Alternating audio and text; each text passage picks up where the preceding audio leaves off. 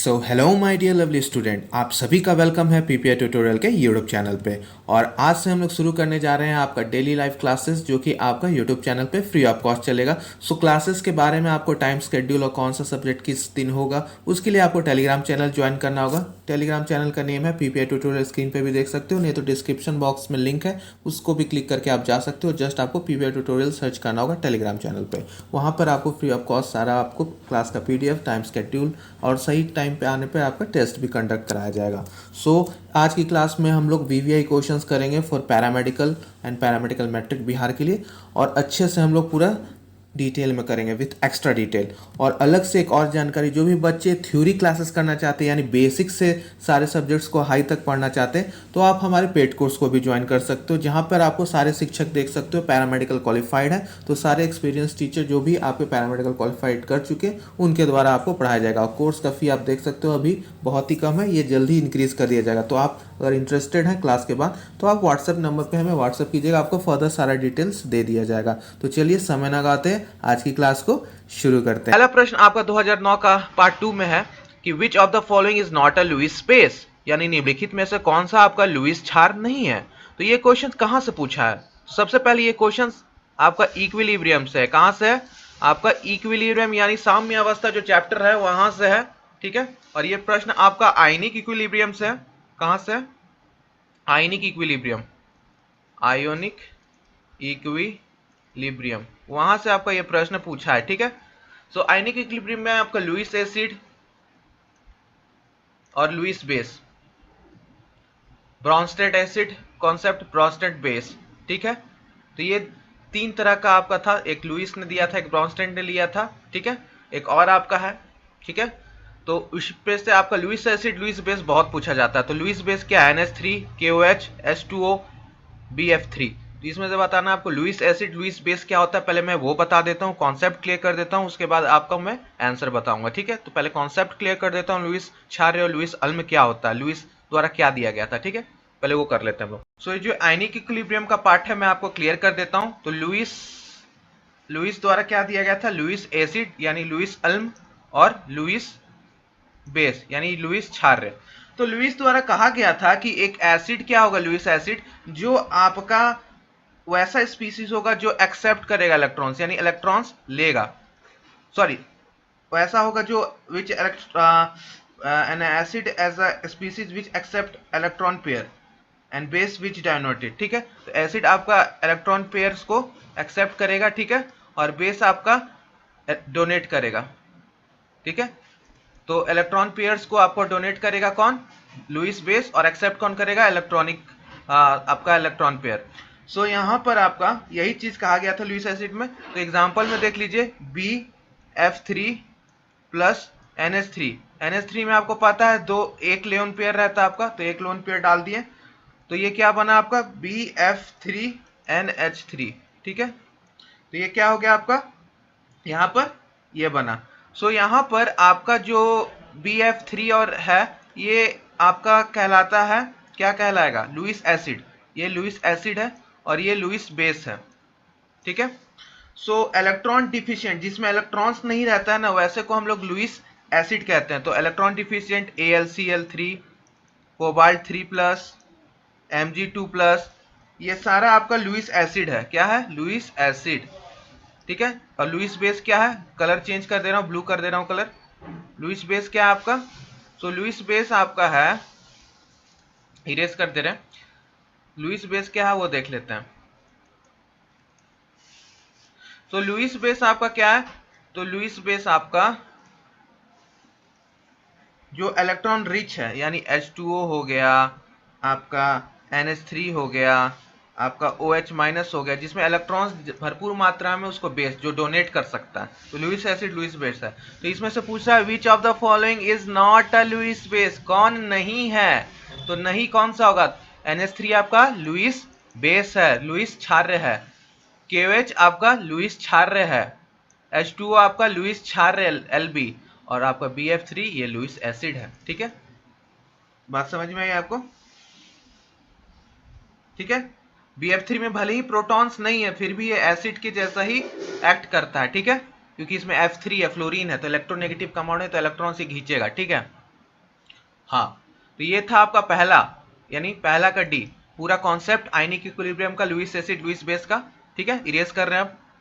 सो यहाँ पर आपको 3 पढ़ना था, एक हम आपको बता दिए, बाकी 2 आप लोग सेल्फ रीड कीजिए, बाद में आगे बता देंगे, क्वेश्चंस आ जाएगा। तो पहला Arrhenius concept of acid and base, Arrhenius ji द्वारा दिया गया था जो एसिड बेस का कॉन्सेप्ट। दूसरा है आपका ब्रॉन्स्टेड लोरी, ब्रॉन्स्टेड जी ने और लोरी जी ने मिलकर दिया था आपका Bronsted and Lowry concept of acid and base, acid and base.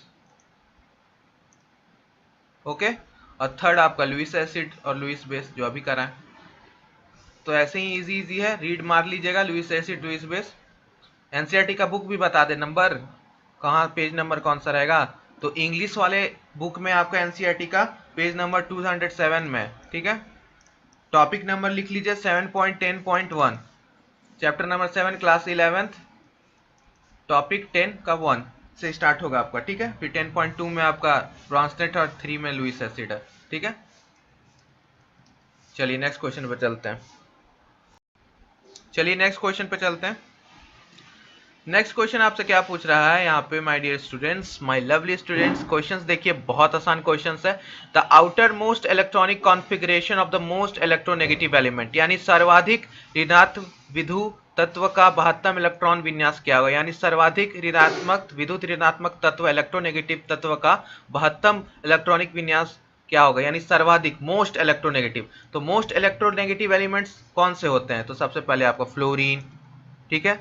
फिर आपका ग्रुप पूछ रहा है, ठीक है, तो ग्रुप का पूछ रहा है आउटर मोस्ट, तो फ्लोरीन, क्लोरीन, ये सब आपका, ब्रोमीन, आयोडीन, यानी ग्रुप नंबर 17 के जो एलिमेंट्स आते हैं, वर्ग नंबर 17 के, ये आपके क्या होंगे, सबसे ज्यादा इलेक्ट्रोनेगेटिव होते हैं ग्रुप 17 के। हेलोजेंस ग्रुप भी इसको हम लोग बोलते हैं, पता है ना, halogens, fluorine, bromine, chlorine, iodine.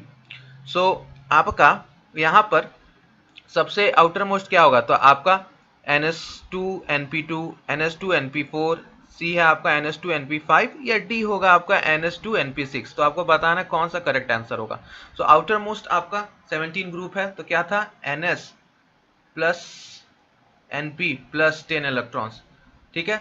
तो NS के ऊपर 2, NP के ऊपर 5, टोटल जोड़ दीजिए 2 + 5 + 10। ये ट्रिक आपको हम बताए थे ग्रुप पीरियड ब्लॉक निकालने में, ग्रुप पीरियड और ब्लॉक निकालने में। 17 हो गया, तो आपका NS2 NP5, तो यानी option number C is your correct answer. तो ये सेकंड का आपका क्वेश्चन नंबर सेकंड का ऑप्शन नंबर सी हो जाएगा। तो ग्रुप पीरियड ब्लॉक निकालना सभी को सिखा रखे हैं ना, यस टाइप कर दीजिए। और लाइक अभी तक क्यों नहीं किया हो, लाइक करो जल्दी से, लाइक कर दीजिए। लाइक करने में टैक्स लग रहा है क्या आपको, लाइक कीजिए जल्दी। चलिए, हाँ चलिए नेक्स्ट क्वेश्चन पे चलते हैं। क्वेश्चन नंबर 3, क्वेश्चन नंबर 3 पूछ रहा है, इन एन आयनिक कंपाउंड, यानी आपका एक आयनिक कंपाउंड में the ratio of action of cation to anion is 0.5। तो 0.5 है। द आयनिक कंपाउंड इज, एक आयनिक यौगिक में धनायन व ऋणायन के त्रिज्या का अनुपात आपका 0.5 है। तो आयनिक यौगिक क्या है आपका, ये बताना आपको, ठीक है। तो आपको बताना है क्या आंसर होगा, ठीक है। हाँ जल्दी बता दीजिए, कमेंट कीजिए। सो इसका आंसर आप लोग कैसे निकालोगे, तो ए ऑक्टाहेड्रल, बी टेट्राहेड्रल, सी कोबॉइड, डी ट्रायंगुलर प्लेनर, जो भी, ठीक है। तो ये सॉलिड स्टेट का सवाल है, सॉलिड स्टेट का सवाल है, चैप्टर नंबर 1 क्लास 12th का, ठीक है। सो इसमें आपका रेडियस रेशियोज आपको याद करने होंगे, जो मैं पूरा आपको लिखवा दे रहा हूँ, ठीक है, पूरा डिटेल में। रेडियस का रेशियो है आपका, ठीक है। पहला आपका रेशियो है 0.155 से लेके 0.225 का, ठीक है। CN नंबर इसका कितना हो जाएगा, 3। और आपका प्लेनर ट्रायंगुलर होगा, ये ट्रायंगुलर प्लेनर, ठीक है। स्ट्रक्चरल अरेंजमेंट इसका कैसा होगा आपका, प्लेनर ट्रायंगुलर, ठीक है। फिर दूसरा रेशियो है आपका 0.225 से लेके 0.414, ठीक है। CN नंबर इसका 4, और इसका टेट्राहेड्रल रहेगा शेप, ठीक है, टेट्राहेड्रल शेप रहेगा, ठीक है, यानी चतुर्फलीय की है, ठीक है। फिर आपका 0.414 से रेडियोस का अनुपात अगर दे रखा होगा आपका 0.732 तक, तो इसमें CN नंबर 6 होगा और इसको हम लोग ऑक्टाहेड्रल बोलेंगे, ऑक्टाहेड्रल, ठीक है। और आपका फिर लास्ट में 0.732 से आपका 1 रेशियो अगर रहेगा तो CN नंबर 8 हो जाएगा, इसको बॉडी सेंटर्ड बोलेंगे, BCC, ठीक है। और ये ऊपर वाला ऑक्टाहेड्रल को क्या बोलेंगे, FCC, फेस सेंटर्ड, ठीक है। HCP भी बोल सकते हैं, HCP, FCC, ठीक है। सो आपका रेशियो कितना आ रहा है, 0.5, जो कि आपका इसके थर्ड वाला 1 2 3 4 थर्ड वाला के बीच में, तो ऑक्टाहेड्रल रहेगा, ठीक है, रेशियो का अनुपात। तो ये आपको मैंने सबका बता दिया, ठीक है। एग्जाम्पल्स भी चाहिए क्या, तो एग्जाम्पल्स भी लिख लीजिए। पहला वाला प्लेनर ट्रायंगुलर का एग्जाम्पल होगा B2O3, बोरॉन ट्राइऑक्साइड, ठीक है। दूसरा का होगा ZNS को क्या बोलते हैं हम लोग, सेफेलोरेटेट, ठीक है, सॉरी सल्फराइट, ठीक है। फिर आपका NaCl ऑक्टाहेड्रल हो जाएगा, NaCl ऑक्टाहेड्रल यानी रॉक सॉल्ट, और सीजियम क्लोराइड आपका BCC हो जाएगा, सीजियम क्लोराइड। तो सबका एग्जांपल्स भी दे दिया मैंने। सो इस तरीके से आपको पीपीआई ट्यूटोरियल पे हर चीज़ों को डिटेल और पूरा अच्छे से कराया जाता है। तो पीपीआई ट्यूटोरियल साइंस के लिए हमेशा आपका साथ देगा और ट्रस्ट हमेशा बनाए रखेगा कि आप एग्जाम्स में जो भी पढ़ो वही आए, ठीक है। चलिए क्वेश्चन नंबर 4 पे चलते हैं। लाइक जल्दी जल्दी कर दीजिए सभी को। फिर से एक क्वेश्चन आया, क्वेश्चंस बहुत मजेदार है कि नहीं। आपका 2009 से अभी 8, 7, 6 सब करवाऊंगा। The heat of neutralisation of aqueous HCl from NaOH is X kCl mole. Calculate the heat of neutralisation corresponding to the CH3OH। जलीय HCl के NaOH में उदासीकरण ऊष्मा X किलोग्राम कैलोरी पर मोल है, तो CH3CO द्वारा संगृहीत उदासीन ऊष्मा की गणना करें। तो यहाँ पे आपको हीट ऑफ न्यूट्रलाइजेशन निकालना है of aqueous HCl from NaOH, जो कि आपको दे रखा है X कैलोरी पर मोल। तो हीट ऑफ न्यूट्रलाइजेशन CH3OH का आपको निकालना है, एसिटिक एसिड का। आइए तो इसको निकालते हैं, ठीक है। ये न्यूमेरिकल्स है लेकिन न्यूमेरिकल इजी वाला। सो आपको ऑप्शंस क्या है, X अपूर्ण अखाड़े यानी आपका can not be calculated from the given data, जो दिया हुआ डाटा उसमें से मतलब अधूरा है क्वेश्चन, 0.5x या 2x। तो ये आपका जो x है ना, आप चूंकि आपका एसिटिक एसिड क्या है, एसिटिक एसिड आपका एक वीक एसिड है, वीक अम्ल है, ठीक है। सो x से तो कम ही होगा, ये लेस देन x ही होगा, लेकिन एग्जैक्ट वैल्यू हम लोग नहीं प्रिडिक्ट कर सकते, ठीक है। तो इनका अपूर्ण अखाड़े में चला जाएगा, यानी आंकड़ा इसका हम लोग नहीं निकाल सकते, ठीक है। तो 4 का बी ऑप्शन करेक्ट हो जाएगा, ठीक है, कैन नॉट प्रिडिक्ट। चलिए next question, question number 5 organic reaction से, एक ऑर्गेनिक केमिस्ट्री पे, कार्बनिक रसायन पे। CH3Br is heated with aqueous ethanolic solution of AgCN the main product, यानी CH3Br को हम लोग is heated with aqueous ethanolic solutions, ठीक है। तो इथेनॉल के प्रेजेंस में आपका HNCN के साथ हम लोग इसको हीट करते हैं, ठीक है। प्लस आपका क्या है यहाँ पे, AgCN। तो आपका मेन प्रोडक्ट क्या बनेगा, ठीक है। तो CH3NC, CH3CN, CH3Ag या CH3CH3। तो ये बहुत अच्छा रिएक्शन है, इसको VVI कर लीजिए। और जितने भी रिएक्शंस मैंने 2000, तो देखिए बहुत अच्छा रिएक्शन है, इसको जरूर VVI कर लीजिए। तो यहाँ पे क्या हो रहा है, CH3Br यानी मिथाइल ब्रोमाइड प्लस आपका AgCN जा रहा है, सिल्वर साइनाइड। तो इसमें क्या होगा आपका कि चूंकि आपका CN क्या है, एक एम्बिडेंट लिगेंड है, एम्बिडेंट आयन है। क्या होता है एम्बिडेंट का मतलब, जो दोनों तरफ से आपका C और N दोनों आपका काम करे इलेक्ट्रॉन डोनेशन का, ठीक है। तो इस वजह से आपका क्या हो जाएगा, ये बनेगा CH3NC, क्योंकि ये एम्बिडेंट है, यानी दोनों तरफ से आपका इस पे हो सकता है, प्लस AgBr। तो एम्बिडेंट लिगेंड है CN, ये याद रखिएगा, ठीक है, एम्बिडेंट आयन, ठीक है। बहुत अच्छा सवाल है और एम्बिडेंट आयन आपको पता होना चाहिए, ठीक है। CN के ऊपर भी चार्ज रहता है और इसके ऊपर भी, NC के ऊपर भी, दोनों के ऊपर। कि अटैक हो सकता है इस पे। हाँ, तो ये न्यूक्लियोफाइल है एक। जी, चलिए नेक्स्ट क्वेश्चन पे चलते हैं। और ये बहुत अच्छा प्रश्न है, ठीक है।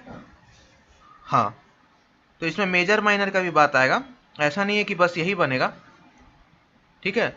बनेगा आपका यही मेजर में, मेन प्रोडक्ट मेजर में यही रहेगा।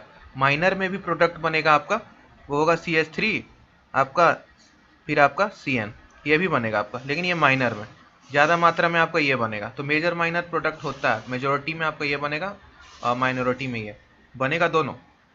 हाँ, चलिए नेक्स्ट क्वेश्चन पे चलते हैं। नेक्स्ट क्वेश्चन भी आपका एक ऑर्गेनिक रिएक्शन है, यानी CH3COCl प्लस CH3COONA का उत्पाद है। ये दोनों को प्लस करेंगे, यानी CH3COCl प्लस CH3COONA, तो आपको क्या मिलेगा उत्पाद, क्या प्रोडक्ट मिलेगा आपको उत्पाद में, ठीक है। उत्पाद का मतलब product. So you have to give here the answer when we put CH3COCl plus CH3CONA, then what will you get as a product, यानी आपका प्रोडक्ट क्या होगा। तो first option is CH3COOCH3, B है CH3COCH3, और सी ऑप्शन है CH3OCH3, और D है आपका CH3CO2 ट्वाइस O। और आपका एक और काम है, देखते हैं कि इसका चारों का नाम सही, केमिकल नेम आप सही सही बता सकते हो। तो स्ट्रक्चर लिख के आपको केमिकल नेम देखते हैं कि कौन कौन करता है, जो करेगा उसको वेरी गुड, ठीक है। देखते हैं कि इसका चारों का नाम आप सही बता पाते हो कि नहीं, ठीक है। और इसका भी, यानी 6 कंपाउंड यहाँ पे यौगिक है, कौन इसका सही नाम बता पाता है। तो यहाँ जोड़ने पे आपका क्या बनेगा, बताइए क्या आपका बनेगा, जल्दी बता दीजिए। हाँ, तो बता दीजिएगा आंसर क्या होगा। तो इसको करने पे आपका देगा आपको ये CH3CO ट्वाइस O, यानी जब, चलो नेम मैं ही बता देता हूं, सोडियम एसीटेट प्लस आपका एसिटाइल क्लोराइड हम लोग मिलाते हैं तो क्या बनता है, एसिटिक एनहाइड्राइड। बहुत इंपॉर्टेंट है एसिटिक एनहाइड्राइड, इसका स्ट्रक्चर एसिटिक आपका एसिटिक एनहाइड्राइड, ठीक है। हाँ, प्लस NaCl भी बनेगा बाय प्रोडक्ट, लेकिन मेन डी होगा, ठीक है। तो ये था आपका पूरा आंसर।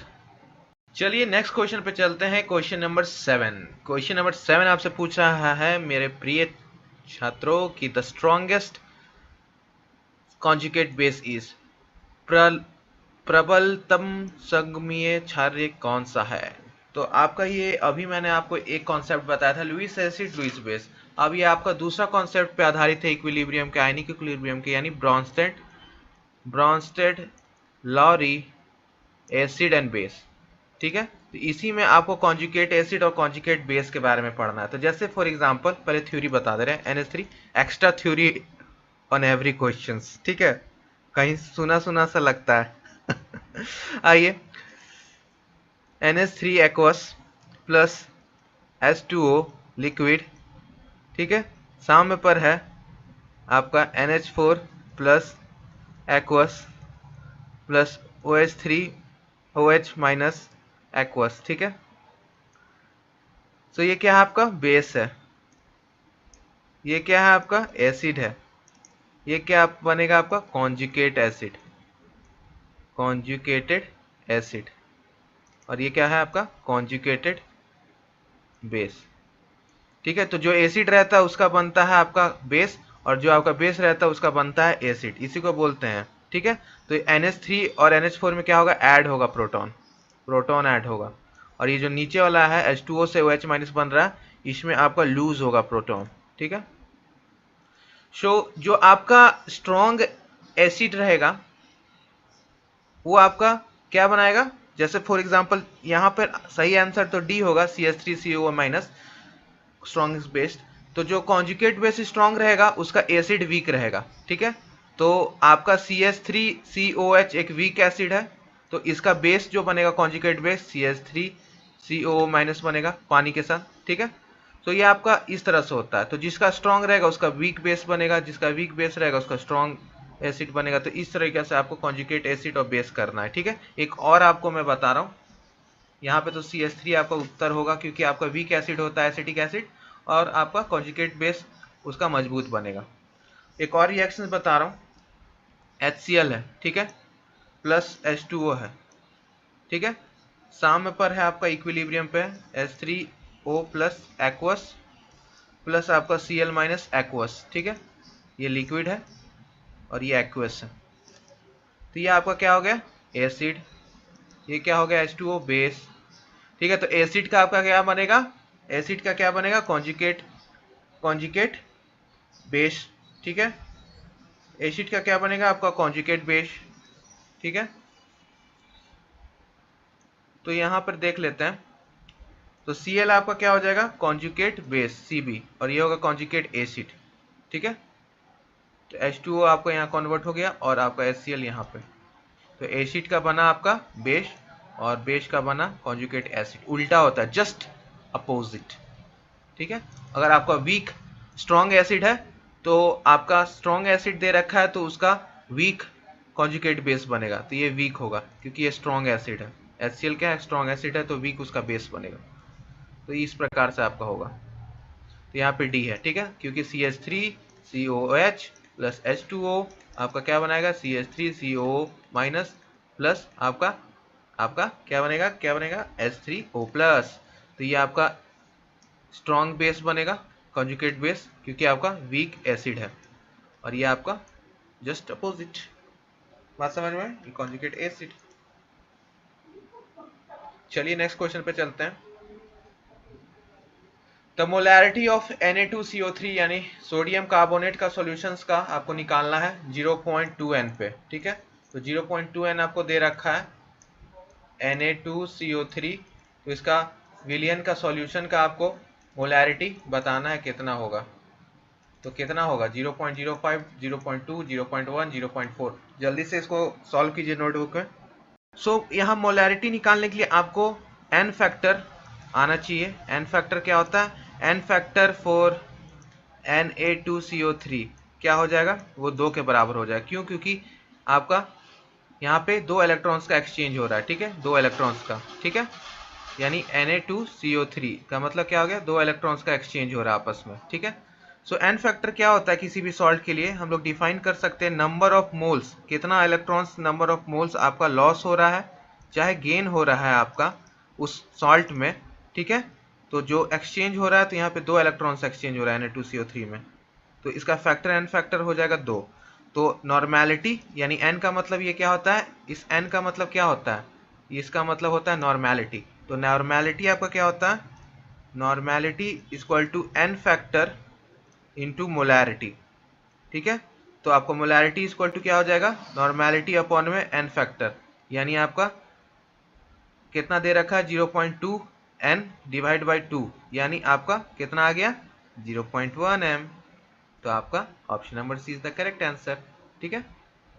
यस, चलिए नेक्स्ट क्वेश्चन पे चलते हैं। ये सॉल्यूशन का आपका चैप्टर था, यानी चैप्टर नंबर 2 क्लास 12th विलियन चैप्टर। फिर से organic, how many ions will be produce in a solution of, यानी CONH3 6Cl2 के विलियन में कितने आयन उत्पाद होंगे। तो आपको बताना है कितने होंगे, जल्दी बता दीजिए। 6, 4, 3, 2, कितने आयंस का उत्पाद होगा आपका, जल्दी बता दीजिए। हाँ, तो 3 आयंस का आपका उत्पाद होगा। कौन कौन से वो आयन होंगे, ये आपका होमवर्क है, ठीक है, ये आप पे छोड़ रहे हैं, ठीक है। चलिए नेक्स्ट क्वेश्चन,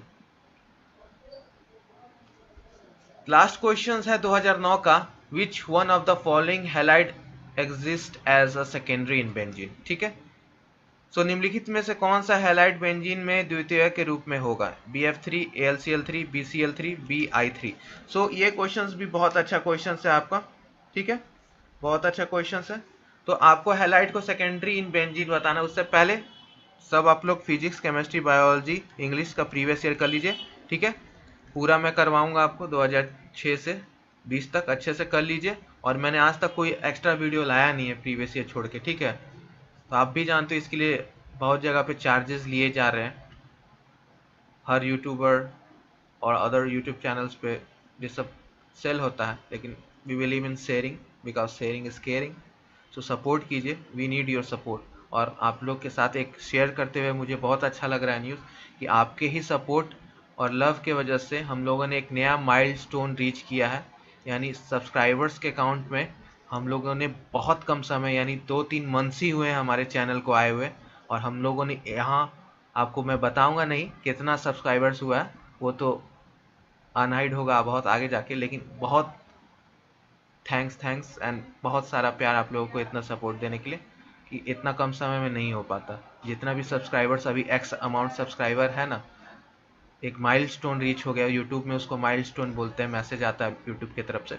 सो वो हो चुका है, ठीक है। और इतने कम समय में हुआ इसलिए और आप लोगों को प्यार बांटने का मन करता, तो रिटर्न गिफ्ट में ही आप समझिए कि जितना भी मैं कराता हूँ ना, बस यही आप जो सपोर्ट और प्यार शो करते हो, पढ़ते हो, सब कमेंट शेयर लाइक शेयर करते हो, सब उसी का बदौलत आपको मैं और आपका चैनल दोनों का, हमारा और आपका चैनल यहाँ तक पहुँचा है और आगे और जाएगा, मुझे पक्का यकीन है। इसलिए तो मैं सिर्फ क्वालिटी पे ज़्यादा भरोसा रखता हूँ। तो जो भी मैंने आज तक लेक्चर क्लासेस जो भी लिए सारे सिर्फ प्रीवियस ईयर्स पे, अन्यथा आप भी जानते हो कि कुछ एक्स्ट्रा मैंने पढ़ाया नहीं आज तक। तो इसको कंटिन्यू रखूँगा, बस इसी तरह से लव एंड सपोर्ट अपना करते जाइए चैनल को। और आपके लिए भी चैनल बहुत कुछ करता है, आप भी जानते हो। रिटर्न में भी मैं आपके लिए क्या क्या नहीं कर रहा हूँ। Previous year physics, chemistry, biology, English, जितने भी हार्ड सब्जेक्ट्स हैं, साइंस प्लस इंग्लिश, यानी 40 क्वेश्चंस का मैं आपको तैयारी करा रहा हूँ। 90 क्वेश्चंस पूछता ना बिहार पैरामेडिकल में, तो आपको मैं 40 क्वेश्चंस का यानी 50% सिलेबस तो मैं आपका अकेला यानी PPI आपका चैनल करा रहा है, ठीक है। तो इस चैनल को ज़रूर नाम रोशन कीजिए आप लोग कि इस चैनल से पढ़ के आप लोगों ने साइंस इंग्लिश यानी 50% सिलेबस आपने अच्छे से किया। सबसे हार्ड सब्जेक्ट जो साइंस और इंग्लिश होता है वो आपने किया यहाँ से, ठीक है। और आगे भी हम लोग साइंस का कोर्स, पेड कोर्स भी लाएंगे, तो बहुत अच्छे से लाएंगे। तो आप लोग उसके लिए अपने जूनियर सीनियर्स मतलब रिलेटिव्स को ज़रूर रिकमेंड कीजिएगा कि साइंस यहाँ से पेड कोर्स नेक्स्ट ईयर के लिए करें, ठीक है। इस ईयर मैंने कोई पेड कोर्स नहीं लाया। पेड कोर्स भी जो आपका अभी 8 बजे से चलेगा, तो वो भी आपका फ्री ऑफ कॉस्ट है, आपको भी पता है। तो जस्ट इस क्लास के बाद आपका वहाँ 8 बजे से आपको आ जाना है टीचमेंट ऐप पे। लिंक में आपका पूरा कमेंट बॉक्स में आपका दे रखा है डिटेल्स। तो 8 बजे फिर मिलेंगे, ठीक है। फ्री ऑफ कॉस्ट है, निःशुल्क है, सेवा भाव से है। लव एंड सपोर्ट जो मिला है उसका रिटर्न गिफ्ट समझिए मेरे तरफ से आप सभी को। इसी तरह सपोर्ट और शेयर करते रहिए चैनल को, ठीक है। आइए क्वेश्चंस कर लेते हैं आप। लेकिन इतना जल्दी इतना नहीं हो पाता, जो भी है एक्स सब्सक्राइबर्स जितना भी है इतना जल्दी नहीं हो पाता जितना हम लोग का हुआ है आपका चैनल PPI का। सो क्वेश्चन नंबर 10 आपसे पूछ रहा है कि which of the following halide exist as a secondary in benzene. Secondary in benzene में क्या होता है, तो AlCl3 होता है, ठीक है। और ये आपका क्या है, अभी ये मैंने बताया, ये लुईस आपका क्या है, एसिड है। हाँ, तो ये था आपका क्वेश्चंस। सो नेक्स्ट क्लास में मिलते हैं 2008 का पेपर के साथ कल 7 बजे फिर से, और मॉक टेस्ट चलते रहेगा 10 बजे, ठीक है। मॉक टेस्ट मॉडल पेपर वाला पूरा दे दीजिएगा, ठीक है। सो मैं साक्षी आज आप लोग को हिंदी पढ़ाऊंगी, तो चलिए अपने इस हिंदी के क्लास को शुरू करते हैं। हम लोग हिंदी में प्रीवियस ईयर्स क्वेश्चन सीरीज कर रहे थे, जिसमें अभी तक हम लोगों ने 2006 से लेकर 2012 तक के प्रीवियस ईयर्स क्वेश्चन कर लिए थे, ठीक है। तो आज हम लोग 2013 के क्वेश्चन को करेंगे। 2013 में आपसे पहला प्रश्न पूछ रहा है, नामवर सिंह की लिखित बापू की विरासत में किस विरासत के बारे में लिखा है जिसे कोई लेने को तैयार नहीं था, ठीक है। बापू की विरासत में बापू की क्या विरासत थी जिसे कोई लेने को तैयार नहीं था, ठीक है, आपको बताना। ऑप्शन ए में है दिया है बकरी, बी में है चस्पा, सी में है लाठी, और ऑप्शन नंबर डी में दिया है इनमें से कोई नहीं। आपको बताना है कि क्या होगा इसका आंसर। तो इसका राइट आंसर हो जाएगा ऑप्शन नंबर ए, बकरी। बापू की विरासत में बकरी कोई नहीं लेना चाहता था, क्योंकि बापू अहिंसा को पूछते थे, और जो था बकरी जो है हिंदू भी खाते थे, मुसलमान भी खाते थे। बकरी को अपनाता कोई नहीं था। ऐसा नहीं था कि बकरी को केवल दूध के लिए रखे, बकरी को मांस के लिए रखते थे, और अभी तक लोग बकरी को खाते हैं ना। इसलिए बापू की विरासत में बकरी को कोई लेने का तैयार नहीं था, इसका मतलब ये कि बकरी को मारना छोड़ने के लिए कोई तैयार नहीं था। ठीक है, चलिए अपने अगले प्रश्न की ओर बढ़ते हैं। अगला प्रश्न आपसे पूछ रहा है शतरंज के खिलाड़ी, ठीक है, शतरंज के खिलाड़ी कहानी इस शहर से ताल्लुक रखती है। ठीक है, ऑप्शन ए में दिया है लखनऊ, बी में दिया है वाराणसी, सी में दिया है पटना और ऑप्शन नंबर डी में दिया है कानपुर। आपको बताना है कि शतरंज के खिलाड़ी कहानी किस शहर से ताल्लुक रखती थी। इससे पहले आपके 2011 के क्वेश्चन में पूछा गया था कि शतरंज के खिलाड़ी कहानी किसने लिखी थी, तो आपको वहाँ बताया था कि प्रेमचंद जी ने लिखी थी, लेकिन आपसे पूछ रहा है कि यहाँ पे किस शहर से ताल्लुक रखती थी, तो इसका राइट आंसर हो जाएगा ऑप्शन नंबर ए लखनऊ। ठीक है, लखनऊ के जो वाजिद अली शाह थे ना, उसी के शासनकाल के बारे में इसमें बताया गया है कि कैसे प्रजा की स्थिति दयनीय थी, फिर भी राजा शतरंज खेलने में और मदिरा पान करने में व्यस्त थे। और इस पे जो है ना एक मूवी भी बनी थी, सत्यजीत रे ने बनाई थी। ठीक है, सत्यजीत राय ने इस पे एक फिल्म भी बनाई थी शतरंज के खिलाड़ी पे। ठीक है, चलिए अब हम लोग अपने अगले प्रश्न की ओर बढ़ते हैं। अगला प्रश्न आपसे पूछ रहा है कनक कनक ते सौगुनी मादकता अधिकाय दोहे के अंश के लेखक का नाम है। ठीक है, ऑप्शन ए में दिया है सूरदास, बी में दिया है कबीर, सी में दिया है बिहारी और ऑप्शन नंबर डी में दिया है तुलसीदास। ये क्वेश्चन जो है ना आपके 2010 का है। ठीक है, 2010 का क्वेश्चन नंबर 9 में। ठीक है, क्वेश्चन नंबर 9 का, इसलिए यहाँ पे मैं इसका एक्सप्लेनेशन नहीं बताऊंगी। अगर आप लोग 2010 का प्रीवियस ईयर्स क्वेश्चन किए होंगे तो ये भी आपको मिला होगा। चलिए अपने अगले प्रश्न की ओर बढ़ते हैं। अगला प्रश्न आपसे पूछ रहा है दानावल का अर्थ। ठीक है, आपको दावानल का अर्थ बताना है। दावानल का अर्थ है, ए में दिया है जंगल, बी में दिया है दानव, सी में दिया है आंधी और ऑप्शन नंबर डी में दिया है जंगल में लगी आग। ये जो अनेक शब्दों के बदले एक शब्द आप लोग पढ़ते हैं ना, ये वही है।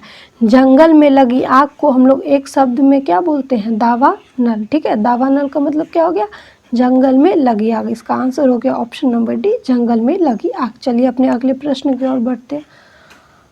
अगला प्रश्न आपसे पूछ रहा है यह निशाचर का अर्थ नहीं है। ठीक है, आपको बताना है कि निशाचर का अर्थ क्या नहीं। ऑप्शन ए में दिया है प्रेत, बी में दिया है चोर, सी में दिया है राक्षस और डी में दिया है चांद। आपको बताना है कि कौन सा जो है निशाचर का अर्थ नहीं है। ठीक है, तो आप सभी जानते हैं निशाचर का होता है चोर, राक्षस और चांद। ये जो प्रेत है ना, ये निशाचर का अर्थ नहीं होता है, यह समानार्थी शब्द नहीं है निशाचर का। तो इसका आंसर हो गया आपका ऑप्शन नंबर ए प्रेत। प्रेत जो है निशाचर का अर्थ नहीं है। ठीक है, चलिए अगले प्रश्न की ओर बढ़ते हैं। अगला प्रश्न आपसे यहाँ पूछ रहा है ना पृष्ठ का अर्थ है। ठीक है, आपको बताना है पृष्ठ का अर्थ क्या है। ए में दिया है पन्ना, बी में दिया है पीठ, सी में दिया है पंख और डी में दिया है पक्ष। ठीक है, तो पृष्ठ का अर्थ क्या होता है, पीठ। कहते हैं ना इस बुक के आखिरी पृष्ठ पर, ठीक है, तो आखिरी पन्ना पर, तो पीठ हो गया। ठीक है, इसका मतलब क्या हो गया, पीठ, पीछे की ओर का हिस्सा। ठीक है, पीछे की ओर का हिस्सा को हम लोग क्या कहते हैं, पृष्ठ। तो इसका आंसर हो गया ऑप्शन नंबर बी, पीठ। ठीक है, चलिए अगले प्रश्न की ओर बढ़ते हैं। अगला प्रश्न आपसे फिर पर्यायवाची शब्द से पूछ रहा है। आपको बताना है यह सूर्य का पर्यायवाची नहीं है। ठीक है, पर्यायवाची नहीं है। ऑप्शन ए में दिया है दिनकर, बी में दिया है सविता, सी में दिया है केसरी और ऑप्शन नंबर डी में दिया है भास्कर। आपको बताना है कि इनमें से कौन सा जो सूर्य का पर्यायवाची नहीं है। तो आप सभी जानते हैं दिनकर जो है सूर्य का पर्यायवाची है, सविता भी सूर्य का पर्यायवाची है, भास्कर भी सूर्य का पर्यायवाची है। तो इसका आंसर हो जाएगा आपका ऑप्शन नंबर सी केसरी। केसरी जो है ये सूर्य का पर्यायवाची शब्द नहीं है। केसरी का अर्थ क्या होता है, सिंह। ठीक है, सिंह। चलिए अपने अगले प्रश्न की ओर बढ़ते हैं। अगला प्रश्न आपसे पूछ रहा है यह पुत्र का स्त्रीलिंग नहीं है। ठीक है, आपको बताना है कि कौन सा पुत्र का स्त्रीलिंग नहीं है। तो पुत्र जो पुल्लिंग है, इसका स्त्रीलिंग क्या हो जाएगा, पुत्री। ठीक है, पुत्री हो जाएगा। तो आपको बताना है कि कौन सा पुत्री का पर्यायवाची नहीं होगा, ये पुत्री का समानार्थी नहीं है। ऑप्शन ए में दिया है तन्या, बी में दिया है सुता, सी में दिया है ईला और ऑप्शन नंबर डी में दिया है नंदिनी। तो इसका राइट आंसर हो जाएगा आपका ऑप्शन नंबर सी ईला, क्योंकि ईला का अर्थ होता है पृथ्वी। ठीक है, ईला का अर्थ होता है पृथ्वी। और ये जो तन्या है, सूता है, नंदिनी है, ये सभी हम लोग बेटी को कहते हैं, लेकिन पृथ्वी को नहीं कहते, ईला को नहीं कहते। ईला का अर्थ क्या होता है, पृथ्वी होता है। चलिए अपने अगले प्रश्न की ओर बढ़ते हैं। अगला प्रश्न आपसे विलोम शब्द से पूछ रहा है, ठीक है, विलोम शब्द से पूछ रहा है और पूछ रहा है यह उत्थान का विलोम शब्द है। आपको बताना है कि उत्थान का विलोम शब्द कौन सा है, ठीक है। ऑप्शन ए में दिया है पतन, बी में दिया है सौम्य, सी में दिया है आगत और ऑप्शन नंबर डी में दिया है अस्ताचल। इसका आंसर हो जाएगा आपका ऑप्शन नंबर ए पतन। उत्थान का क्या होता है विलोम, पतन होता है। बात करें सौम्य का तो सौम्य मतलब क्या होता है कोमल, तो इसका क्या हो जाएगा विलोम शब्द उग्र हो जाएगा, ठीक है। आगत का क्या हो जाएगा विलोम शब्द अनागत, अनागत, ठीक है। और अस्ताचल का क्या हो जाएगा उद्याचल, उद्याचल, ठीक है। चलिए आप अपने अगले प्रश्न की ओर बढ़ते हैं। अगला प्रश्न आपसे पूछ रहा है वह अच्छों के साथ गाता है, ठीक है। वह अच्छों के साथ गाता में अच्छो है, ठीक है। ए में दिया है संज्ञा, बी में दिया है विशेषण, सी में दिया है अव्यय, ऑप्शन नंबर डी में दिया है क्रिया विशेषण। आपको बताना है कि यहाँ जो अच्छो क्या है, तो वह अच्छों के साथ गाता है, तो यहाँ पे अच्छो किसी व्यक्ति का बोध करा रहा है ना, कि राम श्याम के साथ गाता है, तो श्याम क्या हो जाएगा संज्ञा। उसी तरह यहाँ क्या बोल रहा है वह अच्छों के साथ गाता है, यहाँ किसी व्यक्ति का बोध हो रहा है, तो अच्छो क्या हो जाएगा संज्ञा हो जाएगा, ठीक है। किसी के विशेषण तो नहीं है, कोई क्रिया का तो विशेषण नहीं है, यह अव्यय तो नहीं है अच्छो, ये क्या है ये अच्छो संज्ञा है, ठीक है। यहाँ अच्छो क्या है संज्ञा। चलिए अपने अगले प्रश्न की ओर बढ़ते हैं। अगला प्रश्न आपको मुहावरा से पूछ रहा है, ठीक है। आपसे पूछ रहा है निम्नलिखित में से कौन सा मुहावरा सही लिखा है, ठीक है, ठीक है। आपको बताना है कि निम्नलिखित में से कौन सा मुहावरा सही लिखा हुआ।